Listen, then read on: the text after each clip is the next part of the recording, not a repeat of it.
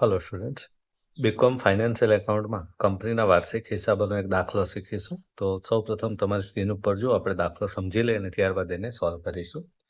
પાયલ લિમિટેડના તારીખ 31/3/2026ના રોજના નીચે આપેલ કાચા સરવૈયા અને વધારાની માહિતી પરથી કંપની ધારો 2013ની જોગવાઈઓ પ્રમાણે વાર્ષિક હિસાબો તૈયાર કરો. તો તમે સ્ક્રીન ઉપર જોઈ શકો છો, પાયલ લિમિટેડ નામની કંપનીનું કાચું સરવૈયું આપ્યું છે, જ્યાં ડાબી બાજુ ઉધાર બાકીની વિગતો છે, જમણી બાજુ જમા બાકીની વિગતો છે. ત્યારબાદ કાચા સરવૈયાના અંતે વધારાની માહિતી તરીકે 4 જેટલા હવાલાઓ આપ્યા છે. આટલી માહિતીનો ઉપયોગ કરીને આપણે કંપની ધારો 2013 પ્રમાણે વાર્ષિક હિસાબો તૈયાર કરવાના છે. તો તમે સૌ જાણો જ છો કે વાર્ષિક હિસાબોમાં બે વસ્તુ મુખ્ય છે, એક નફા નુકસાન ખાતું અને બીજું પાતું સરવે. બરાબર. તો સૌપ્રથમ આપણે નફા નુકસાન ખાતું તૈયાર કરીશું. તો નફા નુકસાનમાં સૌપ્રથમ એની નોંધો તૈયાર કરવી પડે. તો નફા નુકસાન ખાતાને લગતી જે નોંધો બનાવવાની હોય એ આ રીતની હોય છે. જો નોંધ 1 થી લઈને નોંધ 8 અહીંયા તમારી સ્ક્રીન ઉપર તમે જોઈ શકો છો. બરાબર. તો આ બધી નફા નુકસાન ખાતાની નોંધો છે. નોંધ 1, 2, 3, 4, 5, 6, 7 અને ત્યારબાદ નોંધ 8. બરાબર. તો 8 જેટલી નોંધો અને ત્યારબાદ અંતે આપણે બનાવીશું નફા નુકસાન ખાતું કે નફા નુકસાનનું પત્ર. બરાબર. તો આ રીતે આપણે વારાફરતી કાચા સરવૈયામાંથી એક પછી એક વિગતો લેતા જઈએ અને જે નોંધોમાં વિગત આવશે એ પ્રમાણે એન્ટ્રી કરતા જઈશું. બરાબર. તો હવે આપણે જવાબ લખવાની શરૂઆત કરીએ. તો સૌપ્રથમ છે જમીન મકાન. તો જમીન મકાન જે છે પાકા સરવૈયામાં આવશે, એટલે નફા નુકસાનની નોંધોમાં આવશે નહીં. ત્યારબાદ યંત્રો એ પણ મિલકત છે, પાકા સરવૈયામાં આવશે. પાઘડી પણ મિલકત છે, પાકા સરવૈયામાં આવશે. રોકાણો એ પણ પાકા સરવૈયાની નોંધોમાં આવશે. દેવાદારો એ પણ પાકા સરવૈયાની નોંધમાં જ આવશે. પગાર, તો પગાર જે છે એ ખર્ચ છે. બરાબર. કર્મચારીને આપવામાં આવતો ખર્ચ છે, એટલે કર્મચારી કલ્યાણ ખર્ચની જે નોંધ છે, નોંધ નંબર 5, એની અંદર આપણે લખીશું પગાર અને એની રકમ લખીશું 20,000 રૂપિયા.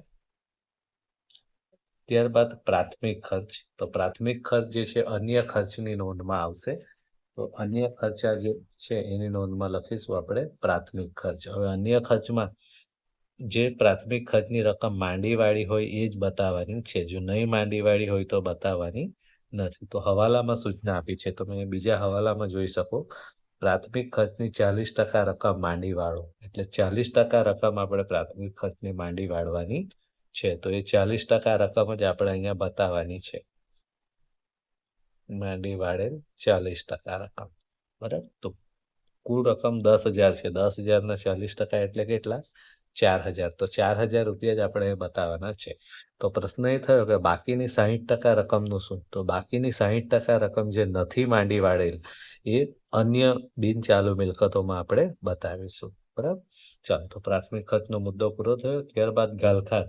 તો ગાલખાતની એન્ટ્રી અન્ય ખર્ચમાં જ આવશે. તમે જાણો જ છો કે ગાલખાતની 4 એન્ટ્રી આવે. ગાલખાત કાચા સરવૈયાની વત્તા ગાલખાત હવાલાની વત્તા ગાલખાત અનામત હવાલાની,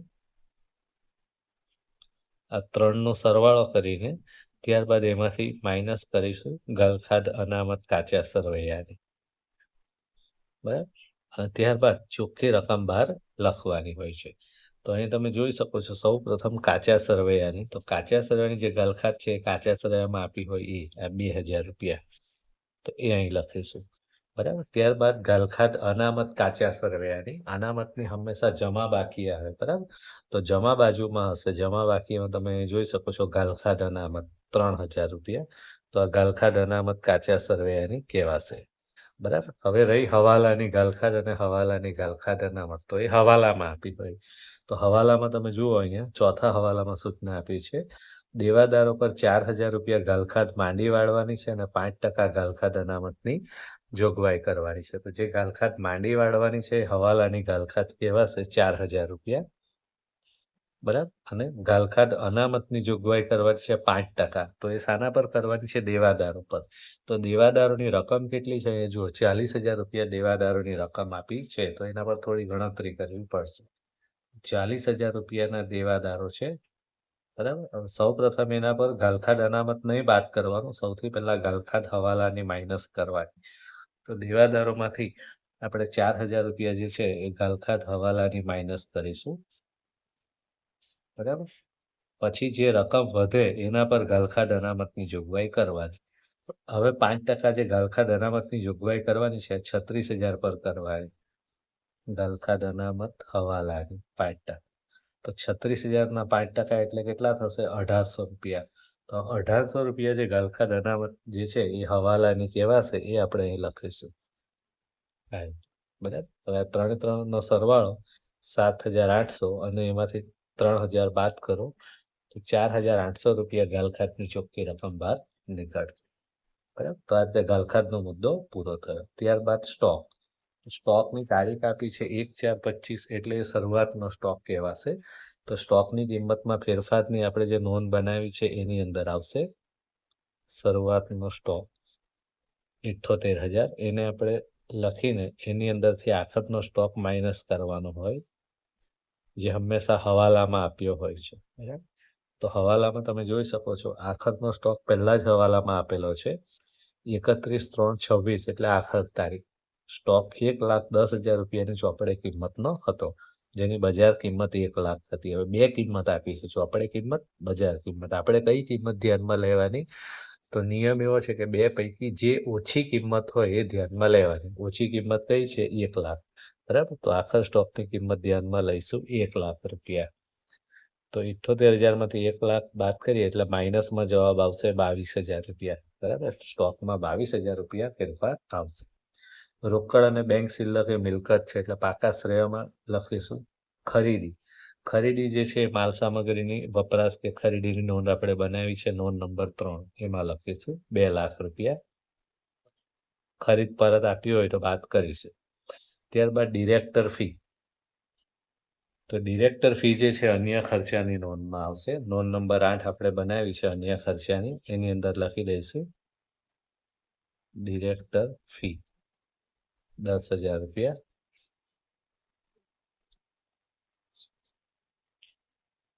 ઇક્વિટી શેર મૂડી એ પાકા સરવ્યાની નોંધમાં આવશે. ડિબેન્ચર એ પણ પાકા સરવ્યાની નોંધમાં આવશે. પણ અહીંયા તમે જોઈ શકો છો ડિબેન્ચરના ટકા આપ્યા છે. કઈના પણ ટકા આપ્યા હોય એટલે ત્યાં હવાલો છે એમ સમજી લેવાનું. બરાબર.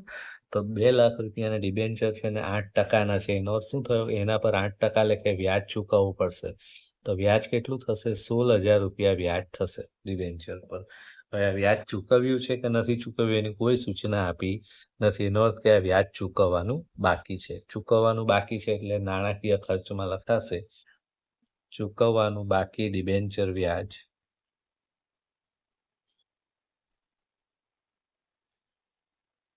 બરાબર. જે આપણે ગણતરી કરી છે એ પ્રમાણે 16,000 રૂપિયા ડિબેન્ચરનું વ્યાજ ચૂકવવાનું બાકી છે. ત્યારબાદ જાહેર થાપણો એ દેવું છે એટલે લાંબા ગાળાના ઉછીના નાણાં પાકા સરવૈયા નોંધમાં આવશે. ગાલખાદ અનામતનો મુદ્દો આપણે લઈ લીધો. પ્રોવિડન્ટ ફંડ એ દેવું છે. બરાબર. વેચાણ ધંધાકીય પ્રવૃત્તિમાંથી આવકમાં આવશે 6 લાખ રૂપિયા. નફા નુકસાન ખાતું એ પાકા સરવૈયા નોંધોમાં આવશે. સામાન્ય અનામત પણ પાકા સરવૈયા નોંધમાં આવશે. પરચુરણ આવક એ અન્ય આવકોમાં આવશે નોંધ નંબર 2માં 3,000 રૂપિયા. તો કાચા સરવૈયાની ઉધાર અને જમા બાજુની બધી વિગતો આપણે લઈ લીધી. હવે હવાલા જોઈ લઈએ. પહેલો હવાલો આવી ગયો. બીજા હવાલામાં ઘસારો ગણવા કયો છે. તો ઘસારાની આપણે નોંધ બનાવી છે. તો ઘસારો ગણીએ. જમીન મકાન પર 10% અને યંત્રો પર 5% ઘસારો ગણો. તો બંને મિલકત પર આપણે ઘસારો ગણીએ નોંધ નંબર 7 પર. જમીન મકાન પર ઘસારો, ત્યારબાદ યંત્રો પર ઘસારો. બરાબર. બે મિલકત પર આપણે ઘસારો ગણવાનો છે. જમીન મકાન પર 10%. તો જમીન મકાનની જે કિંમત આપી છે 5 લાખ, 5 લાખના 10% એટલે 50,000 રૂપિયા ઘસારો ગણીશું. અને યંત્રો પર 5% ઘસારો તો 3 લાખના 5% એટલે 15,000 રૂપિયા યંત્રો પર ઘસારો ગણાશે. પ્રાથમિક ખર્ચની 40% રકમ માંડીવાળો જે આપણે ઓલરેડી કરી ચૂક્યા છે. આવકવેરાની જોગવાઈ કરવાની એ નફા નુકસાન ખાતામાં લાસ્ટમાં આવશે. ગાલખાદનો મુદ્દો આપણે લઈ લીધો છે. તો બધી નોંધો આપણી કમ્પ્લીટ થઈ ગઈ નફા નુકસાનની. બધી નોંધોનો સરવાળો કરીએ. નોંધ નંબર 1માં 6 લાખ, નોંધ નંબર 2માં એક જ એન્ટ્રી છે 3,000, નોંધ 3માં પણ એક જ એન્ટ્રી છે, નોંધ 4 કમ્પ્લીટ છે, નોંધ 5માં પણ એક જ એન્ટ્રી છે, નોંધ 6માં પણ એક જ એન્ટ્રી છે, નોંધ 7માં 2 રકમ છે. તો બંનેનો સરવાળો કરીએ તો 65,000 રૂપિયા સરવાળો થશે નોંધ 7માં. ત્યારબાદ નોંધ નંબર 8. તો નોંધ નંબર 8 અન્ય ખર્ચાની જે નોંધ છે એમાં 3 રકમો છે અને 3નો સરવાળો 18,800 રૂપિયા થાય છે. બરાબર. તો નફા નુકસાન ખાતાની બધી નોંધો બની ગઈ. હવે આપણે નફા નુકસાન ખાતું બનાવી શકીએ. સ્ક્રીન ઉપર તમે જોઈ શકો છો પાયલ લિમિટેડનું તારીખ 31/3/26ના રોજ પૂરા થતા વર્ષનું નફા નુકસાનનું પત્રક. નફા નુકસાનના પત્રકમાં શું કરવાનું છે, તો જેટલી વાર આપણે નોંધો બનાવી છે બધી નોંધોનો જવાબ આપણે અંદર લખતા જવાનું છે. બરાબર. તો દરેક નોંધનો આપણે જવાબ એની અંદર લખતા જઈએ.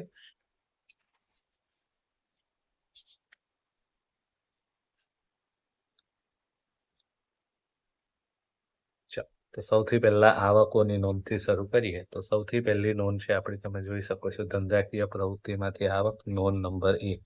એનો જવાબ કેટલો છે? 6 લાખ રૂપિયા. ત્યારબાદ અન્ય આવક નોંધ નંબર 2. એનો જવાબ છે 3,000 રૂપિયા.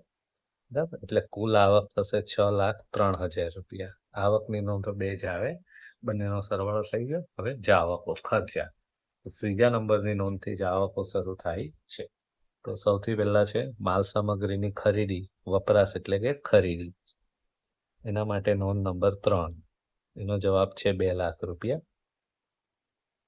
ત્યારબાદ સ્ટોકની કિંમતમાં ફેરફાર નોંધ નંબર 4. એનો જવાબ મોટે ભાગે માઇનસમાં આવતો હોય છે એટલે આપણે બ્રેકેટમાં લખીશું. નોંધ નંબર 5. કર્મચારી કલ્યાણ ખર્ચા 20,000 રૂપિયા. ત્યારબાદ નોંધ નંબર 6. નાણાકીય ખર્ચા 16,000 રૂપિયા. નોંધ નંબર 7. ઘસારો અને અન્ય લખી વાળવાના ખર્ચા 65,000. ત્યારબાદ નોંધ નંબર 8. અન્ય ખર્ચા. એનો જવાબ છે 18,800. બરાબર. તો બધી નોંધો લખાઈ ગઈ. હવે જાવકોનો સરવાળો કરીએ ખર્ચાનો. ખર્ચાનો જ્યારે પણ સરવાળો કરો તો આ માઇનસ રકમ છે બાદ કરી નાખવાની હોય છે. થાય છે સરવાળો 2,97,800. બરાબર. હવે આવકમાંથી જાવક બાદ કરીએ. આવક કુલ એને આપણે નામ આપીએ એ, જાવકને નામ આપીએ બી. એટલે કર પહેલાનો નફો એટલે શું? એ માઇનસ બી. આવક માઇનસ જાવક. તો આવક માઇનસ જાવક 3,05,200 રૂપિયા વધે છે કરવેરા પહેલાનો નફો. હવે હવાલામાં જોઈ લેવાનું કે આવકવેરાની જોગવાઈ કેટલી કરવાની છે. તો હવાલામાં આપણને સૂચના આપી છે 1,05,200 રૂપિયા આવકવેરાની જોગવાઈ કરવાની છે ચાલુ વર્ષે. એટલે ચાલુ વર્ષે આપણે 1,05,200 રૂપિયા આવકવેરાની જોગવાઈ કરીશું.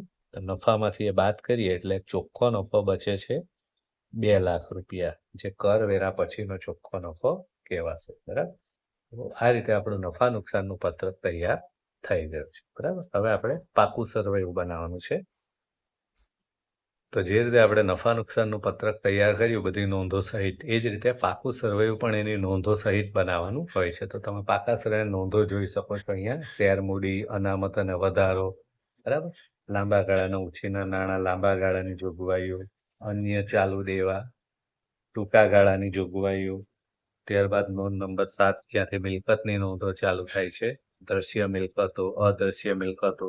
બરાબર. આ રીતે બધી નોંધો થઈને મૂળ પાકા સરવૈયાની 13 જેટલી નોંધો બને છે. બરાબર. તો આ 13 નોંધો બની ગયા પછી આપણે પાકું સરવૈયું બનાવી શકીશું. તો હવે આપણે કાચા સરવૈયામાં જે વિગતો આપી છે એ વારાફરતી લેતા જઈએ કે કઈ મિલકતો અને દેવા કઈ નોંધમાં આવશે. બરાબર. તો એક પછી એક આપણે વિગતો લેતા જઈએ.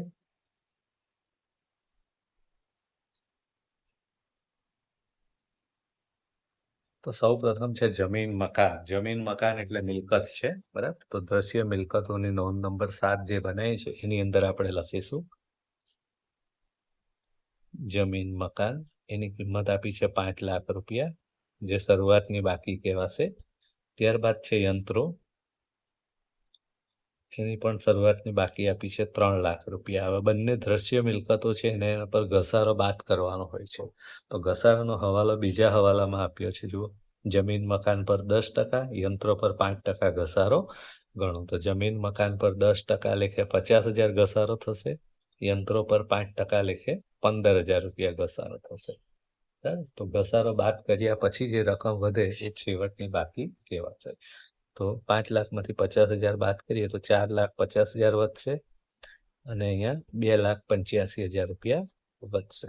બરાબર. ત્યારબાદ પાઘડી એ અદ્રશ્ય મિલકત છે, તો અદ્રશ્ય મિલકતની નોંધ છે પાઘડીની, એમાં લખીશ 1,00,000 રૂપિયા. લાંબા ગાળાના રોકાણો એ બિનચાલુ રોકાણોમાં આવશે.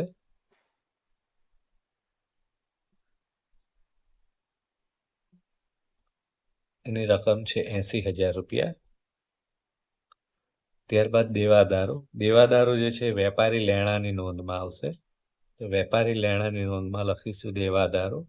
એના પર હવાલો છે ગાલખાતનો, એટલે રકમ ઇનર કોલમમાં લખીશું 40,000. કઈ રીતે? તો જે આપણે ગણતરી કરી હતી ગાલખાત વાળી, આ જ ગણતરી અહીંયા બતાવવાની છે. તો એમાંથી ગાલખાત હવાલાની બાદ કરવાની અને જે રકમ વધે એમાંથી ગાલખાત અનામત હવાલાની બાદ કરવાની. બરાબર. અને પછી ચોખ્ખી રકમ જે છે એને આપણે બહાર બતાવવાની છે. તો હવાલાની ગાલખાત કેટલી છે? 4,000 રૂપિયા. તો 40,000માંથી 4,000 બાદ કરો એટલે 36,000 રૂપિયાના દેવાદારો વધે, જે આપણે ગણેલા જ છે જો. અને એના પર હવે ગાલખાત અનામતની જોગવાઈ કરવાની, કેટલે? 5%. બરાબર. 5% લેખે 36,000ના 5% એટલે 1,800 રૂપિયા. આ રીતે દેવાદારોની ચોખ્ખી રકમ બહાર નીકળશે 34,200 રૂપિયા. તો એ મુદ્દો પૂરો થયો દેવાદારોનો. ત્યારબાદ પગાર જે છે એ ખર્ચમાં આપણે લઈ લીધો નફા નુકસાનમાં. પ્રાથમિક ખર્ચ 10,000માંથી હવાલામાં સૂચના આપી હતી કે 40% રકમ માંડી વાળો, તો જે નહીં માંડી વાળી અન્ય બિન ચાલુ મિલકતમાં આવશે. અન્ય બિન ચાલુ મિલકતોની નોંધ નંબર 10 છે, એમાં લખીશું પ્રાથમિક ખર્ચ નહીં માંડી વાળેલ. કેટલી રકમ? 40% માંડી વાળેલ છે, એટલે અહીંયા આવશે 60% રકમ. 60% એટલે કેટલા? 10,000ના 60% 6,000 રૂપિયા. તો એ આપણે અહીંયા બતાવીશું. ગાલખાતનો મુદ્દો આપણે લઈ લીધો છે. સ્ટોક શરૂઆતનો એ પણ લઈ લીધો. રોકડ અને બેંક શિલ્લક એ રોકડની જે નોંધ છે એની અંદર લખીશું.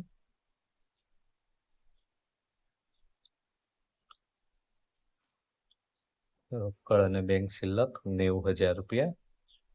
ત્યારબાદ ખરીદી જે છે નફા નુકસાનમાં બતાવી દીધું છે. ડિરેક્ટર ફી એ પણ નફા નુકસાનની નોંધમાં આવી ગયું. ઇક્વિટી શેર મૂડી આપણે નોંધ નંબર 1માં લખીશું.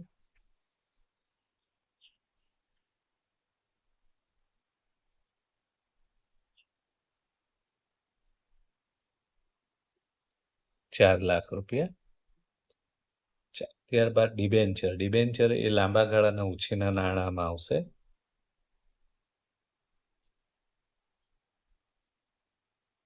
₹2,00,000 રૂપિયા. સાથે જ એના પર છૂપો હવાલો હતો કે 16,000 રૂપિયા જે વ્યાજ છે ચૂકવવાનું બાકી છે. ચૂકવવાનું બાકી વ્યાજ અન્ય ચાલુ દેવામાં આવશે.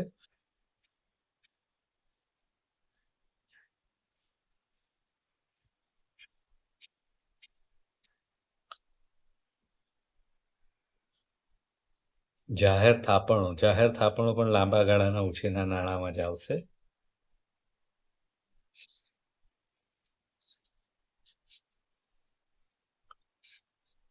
₹80,000 રૂપિયા.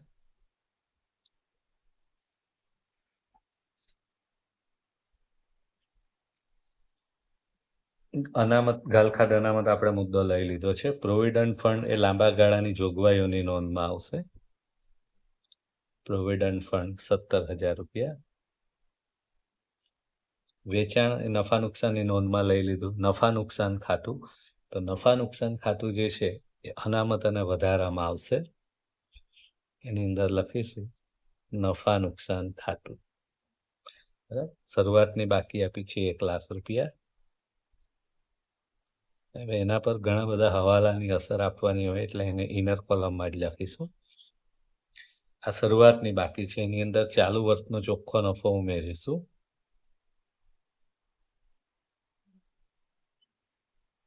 ચાલુ વર્ષનો ચોખ્ખો નફો ક્યાંથી મળશે? નફા નુકસાનનું પત્રક જે આપણે બનાવ્યું છે એમાં જે નફો હોય એ.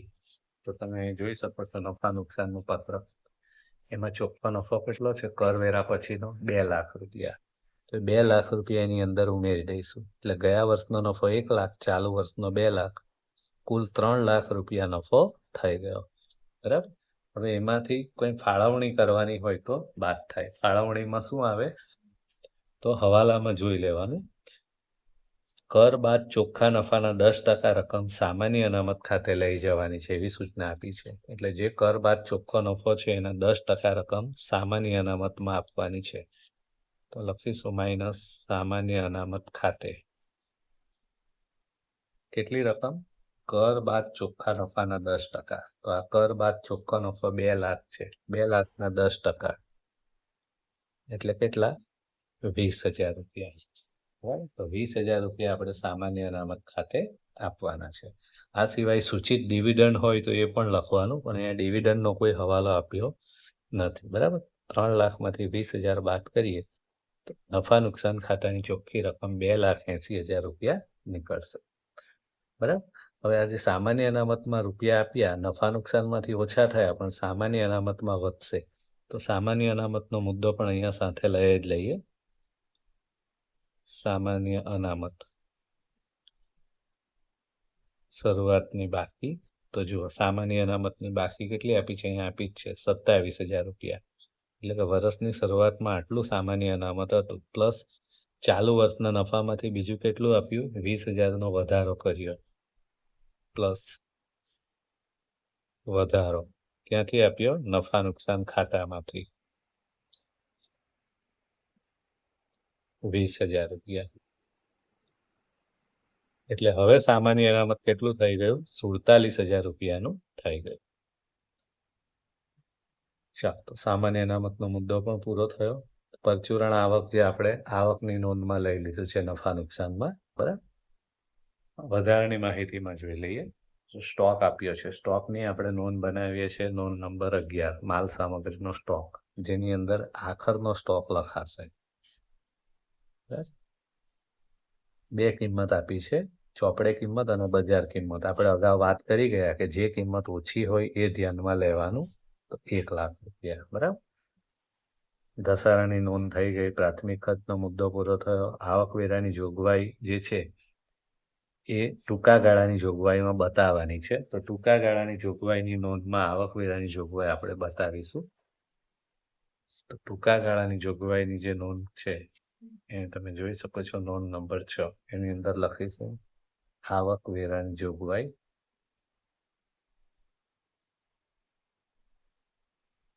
જેટલા રૂપિયા આપણે આવકવેરાની જોગવાઈ કરી છે એ અહીં લખવાનું છે. તો ત્રીજા મુદ્દામાં આપ્યું છે ચાલુ વર્ષે 1,05,200 રૂપિયા આવકવેરાની જોગવાઈ કરેલી છે એ લખવાનું. બરાબર. આ સિવાય સૂચિત ડિવિડન્ડ પણ આવે, પણ આ દાખલામાં એ મુદ્દો આપ્યો નથી. બરાબર. બાકી બધા જ મુદ્દાઓ આપણે કવર કરી લીધા છે. તો હવે બધી નોંધોનો સરવાળો કરતા જઈએ વારાફરતી. તો સૌ પ્રથમ નોંધ નંબર 1, એની અંદર એક જ એન્ટ્રી છે એટલે રકમ આવશે 4 લાખ રૂપિયા. નોંધ નંબર 2, એની અંદર બે રકમો છે, બંનેનો સરવાળો 3,27,000. નોંધ નંબર 3, એની અંદર બે રકમ છે, બંનેનો સરવાળો 2,80,000 થશે. નોંધ નંબર 4માં એક જ રકમ છે, 17,000. નોંધ નંબર 5માં પણ એક જ રકમ છે. નોંધ નંબર 6માં પણ એક જ રકમ છે. ત્યારબાદ નોંધ નંબર 7 જે દ્રશ્ય મિલકતોની છે. તો એની અંદર શરૂઆતની બાકી 8 લાખ રૂપિયા આવશે, ઘસારો 65,000 આવશે અને છેવટની બાકી 7,35,000 આવશે. બરાબર. અદ્રશ્ય મિલકતોમાં એક જ રકમ છે, પાઘડી 1,80,000, 6,000, 1 લાખ. વેપારી લેણામાં પણ એક જ રકમ છે, 34,200 રૂપિયા. બરાબર. બીજી કોઈ રકમ અંદર નથી. અને રોકડમાં પણ એક જ રકમ છે, 90,000. તો બધી નોંધોનો સરવાળો આપણે કરી નાખીએ. હવે આપણે પાકી સરવૈયું સરળતાથી બનાવી શકીએ. તમે જોઈ શકો છો સ્ક્રીન ઉપર પાકું સરવૈયું પાયલ લિમિટેડ. તો પાકા શ્રેયમાં એક પછી એક વિગતો મૂકતા જઈએ. ઇક્વિટી અને દેવા બાજુ તો જુઓ ઇક્વિટી શેર મૂડી નોંધ નંબર 1, બધી નોંધોનો જવાબ જ અંદર લખતા જવાનું છે. શેર મૂડી નોંધ નંબર 1, એનો જવાબ છે 4 લાખ રૂપિયા. ત્યારબાદ છે અનામત અને વધારો નોંધ નંબર 2, 3,27,000 રૂપિયા. ત્યારબાદ બિનચાલુ દેવામાં લાંબા ગાળાના ઉછીના નાણાં નોંધ નંબર 3, એનો જવાબ છે 2,80,000 રૂપિયા. લાંબા ગાળાની જોગવાઈઓ નોંધ નંબર 4, 17,000 રૂપિયા. ચાલુ દેવામાં અન્ય ચાલુ દેવા નોંધ નંબર 5, 16,000 રૂપિયા. ટૂંકા ગાળાની જોગવાઈઓ નોંધ નંબર 6, એનો જવાબ છે 1,05,200 રૂપિયા. તો ઇક્વિટી અને દેવા તરફની બધી નોંધો પૂરી થઈ. બધી નોંધોનો આપણે સરવાળો કરીએ તો 11,45,200 રૂપિયા થાય છે. તો દેવા બાજુનું બધી એન્ટ્રીઓ પૂરી થઈ. હવે મિલકત બાજુ જઈએ તો મિલકતોની જે બધી નોંધો છે એના જવાબ લખીએ. તમે સ્ક્રીન ઉપર જોઈ શકો છો જમા બાજુ મિલકતની બધી નોંધોના જવાબ છે એ આપણે લખતા જઈએ. સૌ પ્રથમ છે બિનચાલુ મિલકતોમાં કાયમી મિલકતો. દ્રશ્ય મિલકતોમાં છેવટની બાકી લેવાની છે 7,35,000 રૂપિયા. એના માટે આપણે નોંધ નંબર 7 બનાવી છે. બરાબર. અદ્રશ્ય મિલકતો માટે નોંધ નંબર 8. અદ્રશ્ય મિલકતો કેટલી છે? 1,00,000 રૂપિયા. ત્યારબાદ બિનચાલુ રોકાણો નોંધ નંબર 9, 80,000 રૂપિયા. ત્યારબાદ અન્ય બિનચાલુ મિલકતો 6,000 રૂપિયા. નોંધ નંબર 10. સ્ટોક નોંધ નંબર 11 ચાલુ મિલકતોમાં આવશે 1,00,000 રૂપિયા. ત્યારબાદ વેપારી લેણા 34,200 રૂપિયા. નોંધ નંબર 12. અને લાસ્ટમાં નોંધ નંબર 13 રોકડ અને રોકડ સમકક્ષ.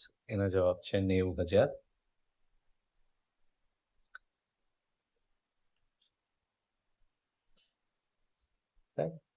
ત્યારબાદ મિલકત બાજુની બધી નોંધોનો સરવાળો કરીએ તો જવાબ આવે છે 11,45,200 રૂપિયા. બરાબર. તો આ રીતે ઇક્વિટી અને દેવા બાજુ અને મિલકત બાજુની બંને નોંધો જે છે બધી એનો સરવાળો સરખો થઈ રહે છે. બરાબર. તો આ રીતે આપણો પ્રશ્ન અહીંયા પૂરો થાય છે. સૌ પ્રથમ આપણે નફા નુકસાન ખાતું તૈયાર કર્યું, ત્યારબાદ પાકું સર્વે તૈયાર કર્યું.